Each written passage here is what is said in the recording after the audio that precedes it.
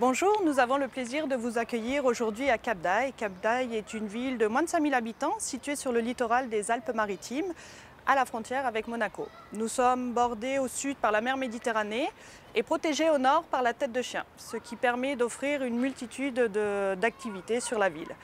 Nous avons de très beaux sentiers panoramiques sur les hauteurs qui offrent un panorama merveilleux. Et sur le littoral, nous avons la plage Mala, qui est une crique nichée au creux de la falaise.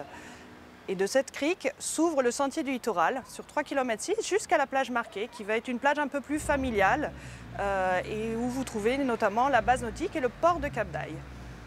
Aujourd'hui, nous allons visiter le château des Terrasses, qui appartient à la municipalité de la ville et qui est devenu un lieu de culture et de congrès. Nous organisons beaucoup d'expositions, de manifestations, de représentations théâtrales. Nous allons partir ensuite vers le quartier Mala, qui est un peu le quartier historique de Cap d'Aille, puisque c'est le quartier Belle Époque, où vous retrouvez les plus belles villas Belle Époque, qui ont appartenu pour la plupart à d'illustres personnages. Nous irons ensuite faire la visite du parc Sacha Guitry, qui se trouve au-dessus du sentier du littoral.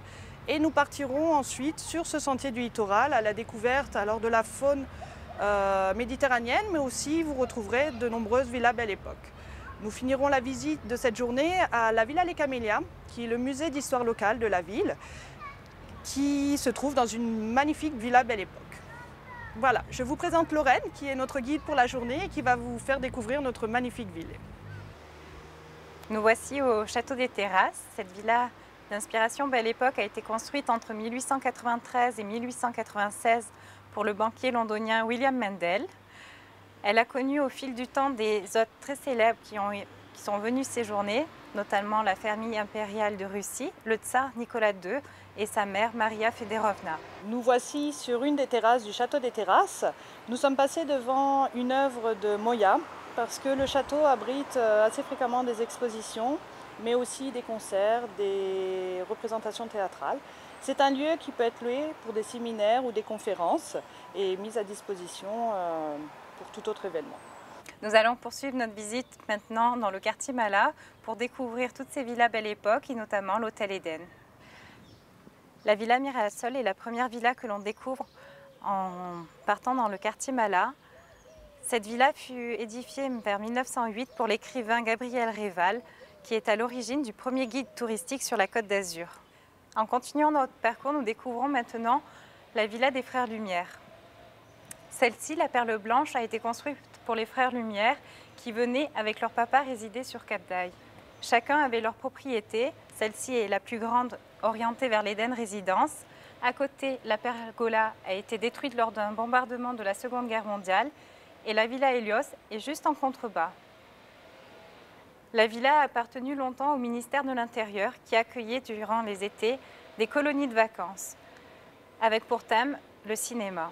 Aujourd'hui en travaux, elle est en cours de restauration. Nous voici arrivés devant l'Eden Résidence. L'Eden Résidence qui est le premier bâtiment Belle Époque construit sur Cap d'Aille. C'est vraiment le début de la création du quartier Mala et de ses villas Belle Époque. En 1879, le baron de Pauville eut un véritable coup de cœur pour la ville de Cap d'Aille, qui n'existe pas, puisqu'il faut se remémorer qu'ici ce n'était que des terrains agricoles et que ce territoire appartenait à la Turbie et s'appelait la Turbie-sur-Mer.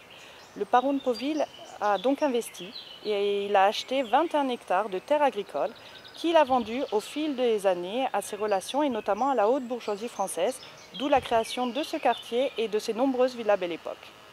Situé sur un éperon rocheux qui domine la plage Mala, ce vaste palais est construit sur un parc de 5 hectares et jouit d'une situation privilégiée entre la gare de Cap d'Aille et la route de la Basse Corniche.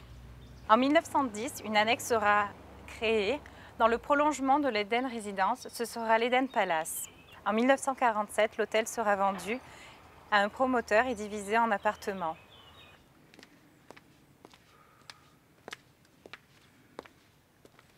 Nous venons de quitter l'Eden Résidence et arrivons au parc Sacha Guitry. Le parc Sacha Guitry est ouvert toute l'année. C'est un parc qui est en restanque et qui relie directement l'Eden Résidence au sentier du littoral. Ce parc est un véritable havre de paix, loin des bruits et de la circulation. Il permet de se reposer et invite à la méditation et à la lecture.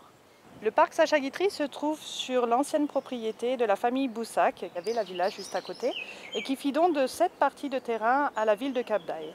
Le parc s'appelle Parc Sacha Guitry puisque le célèbre auteur et acteur habitait la villa Les Funambules qui se trouve juste en dessous sur le sentier du littoral. Après avoir quitté le parc Sacha Guitry, véritable halte de fraîcheur, nous voici ici sur le sentier du littoral. Le sentier du littoral part de la plage Malin, petite crique nichée au creux de la falaise, et il va jusqu'à la plage Marquet, à la frontière avec Monaco. Il fait 3,6 km de long. Tout le long, vous retrouvez des villas Belle Époque et des espèces assez exceptionnelles de la faune méditerranéenne. Derrière moi, la Villa Thalassa, qui est le relais international de la jeunesse de Cap d'Aille. Elle accueille des groupes jeunes et toute personne qui souhaite venir à Cap d'Aille pour des vacances à des prix imbattables. Nous retrouvons sur le sentier du littoral cette petite curiosité qui est une carrière de meules. Il y a 2 explications probables pour comprendre comment sont arrivées ces meules ici sur le bord de mer. La première serait parce qu'il y avait énormément d'oliviers à l'époque sur ce terrain agricole et donc peut-être des moulins qui permettaient de récolter directement l'huile d'olive. Ou la deuxième raison, peut-être plus probable, sûrement avec les bateaux qui arrivaient en mer chargés de marchandises pour livrer l'hôtel Eden situé juste en dessus et pour repartir, non pas chargés à vide, ils étaient lestés de meules pour repartir en mer. Voici derrière nous la célèbre villa du dramaturge Sacha Guitry.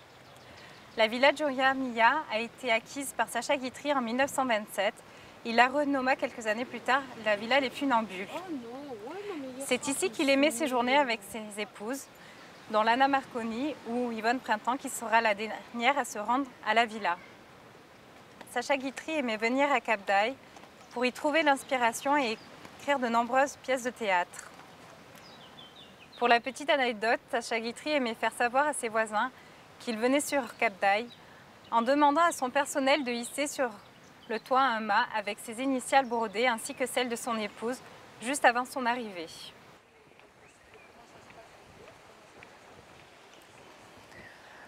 Nous continuons notre balade sur le sentier du littoral et nous voici dans le secteur de la Pinède. Vous trouvez derrière nous une aire de pique-nique qui est mise à disposition pour les visiteurs ou les gens qui viennent courir sur le sentier et se promener sur le sentier. Nous continuons notre promenade sur le sentier du littoral. En arrivant sur le cap Prognoso, nous rencontrons la villa The Rock. Construite en 1910 par M. Pisani, elle séduira en 1939 l'Américain d'origine russe George Slee. Il viendra y séjourner avec son épouse Valentina, mais aussi avec sa maîtresse Greta Garbo dans les années 40 et jusqu'à sa mort en 1964. Tout au long du parcours, vous retrouvez des plaques explicatives vous donnant des informations sur la faune et la flore méditerranéenne, ainsi que sur les villas Belle Époque que vous rencontrez sur le sentier du littoral. Continuons notre visite du sentier du littoral et arrivons devant la villa du Roc Fleuri. La villa du Roc Fleuri a été construite au début des années 1900, elle est d'inspiration italienne et elle était au départ un bar, hôtel et restaurant. Depuis les années 1920, elle appartient à la famille Cotonneau qui était docteur de père en fils. Dans les allées de ces jardins, nous pouvons apercevoir de nombreux palmiers. Le peuple à l'époque n'avait pas assez d'argent pour payer les honoraires et il donnait en contrepartie des palmiers. Ils ont donc tous été plantés dans le jardin et maintenant ils abordent ce parc magnifique. La villa est ouverte au public d'août à septembre dans le cadre des expositions No Made. No Made est un collectif d'artistes art contemporain. Donc nous vous invitons à venir découvrir ces expositions qui sont différentes chaque année.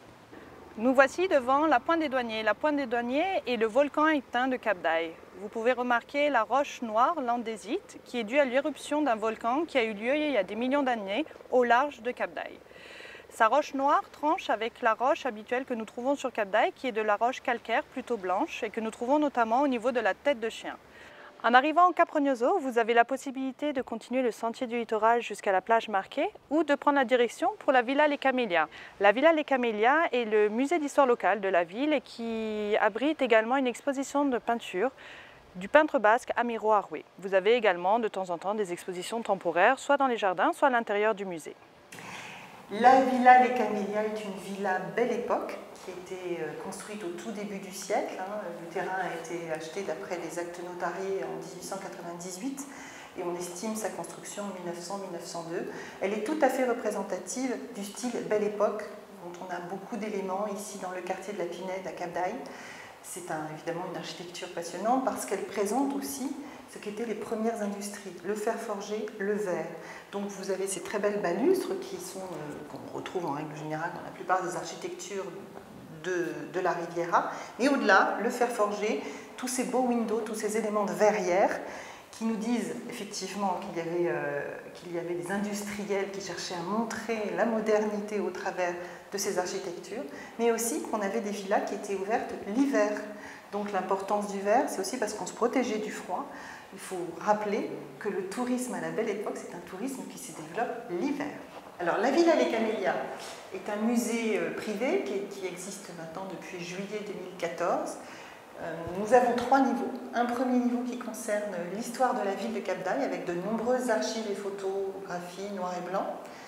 Ensuite, nous avons un étage consacré aux expositions temporaires. Et à cet étage, nous avons une exposition sur le peintre Ramiro Arrué. Ramiro Arrué est une exposition, une collection qui appartient au musée. Donc c'est une collection de fonds que l'on présente tout le long de l'année. Et Ramiro Arrué est un peintre tout à fait particulier et intéressant qui a fait une formation à Paris au début des années 10. Et l'exposition connaît maintenant un assez gros succès puisqu'elle est régulièrement exportée au Pays Basque, mais pas uniquement.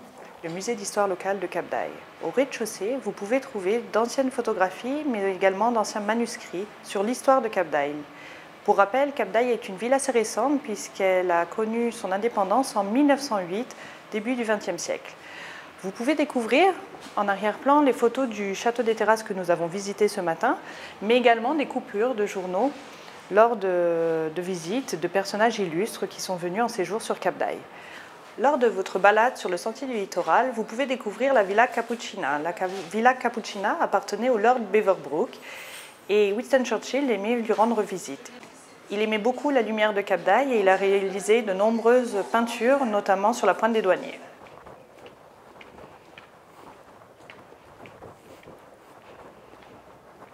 Notre visite de Cap d'Aille arrive à sa fin et nous espérons que vous avez eu plaisir à nous suivre tout au long de cette journée dans le quartier Belle Époque, le quartier Mala, mais aussi le long du sentier du littoral et lors de notre visite à la Villa Les Camélias. N'hésitez pas à contacter le bureau d'information touristique pour toute information complémentaire concernant les visites guidées, les informations de la ville, mais également le programme des événements à venir. À bientôt.